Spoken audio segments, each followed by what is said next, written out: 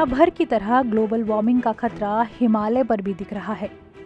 Global warming के कारण तेजी से ग्लेशियर पिघलते जा रहे हैं, जिससे हिमालय के साथ ही नदियों के अस्तित्व पर भी खतरा मंडराने लगा है। भारतीय क्षेत्र में मौजूद हिमालय में करीब 10,000 ग्लेशियर्स हैं। इसमें उत्तराखंड के हिमालय क्षेत्र में करीब 1,000 ग्लेशियर मौजूद हैं। वैज्ञानिकों की माने तो तेजी से पिघलते ग्लेशियरों के कई कारण हैं, लेकिन ग्लोबल वार्मिंग इसमें सबसे बड़ा कारण बन चुका है। गंगोत्री जो उत्तराखंड की अगर हम बात करें तो उत्तराखंड रीजन में जो है कम से कम जो है जो जीएसआई की इन्वेंट्री है उसके अकॉर्डिंग जो है लगभग 968 या 1000 ग्लेशियर्स है, जो हर अलकनंदा वैली में maximum percentage of the glacier है। गंगोत्री इधर गंगोत्री भागीरथी रीजन में भी सेकंड नंबर में ग्लेशियर है, तो 968 या लगभग 1000 ग्लेशियर्स के लगभग हम बोलें उस इन्वेंट्री के अकॉर्डिंग। तो इसमें जो है गंगोत्री ग्लेशियर जो है वो भी रिट्रीट कर रहा है, और उसका रिट्रीटेड अभी एक जियोलॉजिकल सोसाइटी ऑफ इंडिया में, general of geological society of India में डॉक्टर राकेश भामरी हमारे यहाँ पे साइंटिस्ट है, उन्होंने एक पेपर पब्लिश किया है।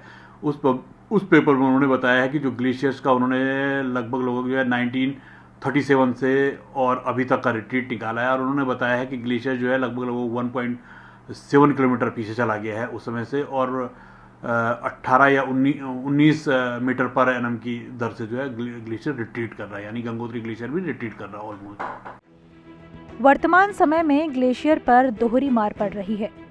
एक तरफ वातावरण के गर्म होने से ग्लेशियर अधिक तापमान के कारण ज्यादा पिघल रहे हैं, जबकि दूसरी वजह ग्लेशियर को पर्याप्त मात्रा में बर्फबारी न मिलना भी है।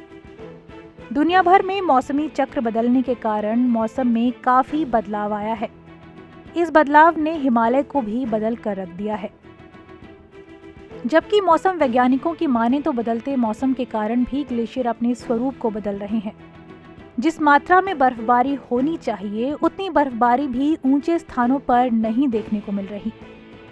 शायद यही कारण है कि इससे ग्लेशियर कमजोर पड़ रहे हैं और प्राकृतिक संतुलन भी गड़बड़ा रहा है। उत्तराखंड में वैसे तो करीब 1000 ग्लेशियर हैं और अधिकतर तेजी से सिकुड़ रहे हैं, लेकिन इनमें सबसे ज्यादा महत्वपूर्ण गंगोत्री ग्लेशियर की स्थिति भी बेहद विकट दिखाई देती है। गंगोत्री ग्लेशियर में हर साल करीब 19 मीटर की कमी देखी जा रही है। एनवायरनमेंट के अकॉर्डिंग वो बेसिकली दो चीज़ों पे, जो अगर हम ग्लेशियर की बात करें तो ग्लेशियर जो होता है वो दो चीज़ों पे डिपेंड करता है। एक आपका टेम्परेचर पे डिपेंड करता है, एक प्रेसिपिटेशन पे, यानी दो प्रकार के होते हैं। एक टेम्परेचर सेंसिटिव ग्लेशियर होता है, एक प्रेसिपिटेशन सेंसिटिव ग्लेशियर होता है। तो प्रेसिपिटेशन सेंसिटिव ग्लेशियर में वो ग्लेशियर्स जो प्रेसिपिटेशन के अकॉर्डिंग यानी स्नोफॉल के अकॉर्डिंग जो है अपने व्यवहार को चेंज करता है, जो भी करते हैं। दूसरा जो है टेम्परेचर के बेस्ड होता है, जो टेम्परेचर के अलोंग जो है अपना व्यवहार को चेंज करते रहते हैं। तो गंगोत्री ग्लेशियर जो है अभी जो ग्लेशियर्स है ये टेम्परेचर सेंसिटिव ग्लेशियर है, और ये टेम्परेचर के बेस पे जो है अपने व्यवहार को चेंज कर रहा है। अगर टेम्परेचर बढ़ रहा है इस समय, मतलब सभी जानते हैं, तो सभी को पता है कि भाई वार्मिंग हो रही है, टेम्परेचर बढ़ रहा है, जिसकी वजह से ग्लेशियर जो है रिट्रीट हो रहा है। विंटर में आपको उतना बढ़िया स्नोफॉल नहीं मिल पा रहा है, जिस हिसाब से जो है जितना ये अपने आप को अपना आउटपुट दे रहा है उस हिसाब से जो है इसको इनपुट नहीं मिल पा रहा है, उतना स्नोफॉल, उतना बढ़िया स्नोफॉल नहीं हो रहा है, जिसकी वजह से ग्लेशियर रिट्रीट कर रहा है या एरिया श्रिंक कर रहा है। दुनिया में पीने के पानी को लेकर हिमालय को तीसरा सबसे बड़ा रिजर्वॉयर माना गया है। ऐसी कई नदियां हैं जो सीधे हिमालय पर ही निर्भर हैं, और यहाँ के ग्लेशियर से निकलने वाला पानी ही नदियों में जल की मात्रा को पूरा करता है। वैज्ञानिक ये भी मानते हैं कि यदि ग्लेशियर्स की सेहत बिगड़ रही है तो सीधे तौर पर दुनिया पानी के संकट की तरफ बढ़ रही है। हाँ, ओवरऑल देखिए जो ग्लोबल वार्मिंग है वो तो एक इशू है ही है, और उसमें जब देखते हैं कि आप एवरेज टेम्परेचर्स देखते हैं तो उसमें वो बढ़ोतरी इंडिकेशन वो क्लियर मिलता है। ठीक है, अब आप उत्तराखंड में भी उसका इम्पैक्ट आएगा और जगह भी आएगा, सभी जगह आएगा। तो इसमें भी जो देख रहे हैं कि जो विंटर रेंस है कहीं ना कहीं या स्नोफॉल एक्टिविटी उसमें थोड़ा कमी दिखती है, तो ऐसा ट्रेंड उसमें बिल्कुल मिलता है। ठीक है, तो ये चीज़ देखने को मिल रही है। तो उसी का आप एक कह सकते हैं कि अगर जो रेनफॉल है या स्नोफॉल एक्टिविटी थोड़ा कम रहेगी तो इसका मतलब टेम्परेचर्स आपके हायर साइड में रहेंगे। तो विंटर्स में दिखा जा रहा है कि जो टेम्परेचर्स हायर साइड में रह रहे हैं और जो रेन फॉल एक्टिविटी की बात करते हैं तो डिक्रीजिंग ट्रेंड में उसको दिखाता है।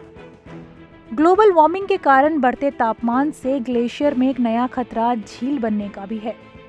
केदारनाथ आपदा इसका सबसे बड़ा उदाहरण है। यानी हिमालय में घटते ग्लेशियर एक तरफ झील बनने से तबाही और दूसरी तरफ पानी के संकट को न्योता देते नजर आते हैं। ऐसे में वैज्ञानिकों की चिंता बढ़नी और सरकारी सिस्टम का लाचार होना लाजमी है। लेकिन फिर भी वैज्ञानिक समय समय पर आंकड़े पेश कर आने वाले खतरों को लेकर आगाह करते रहते हैं। ईटीवी भारत के लिए देहरादून से नवीन उनियाल।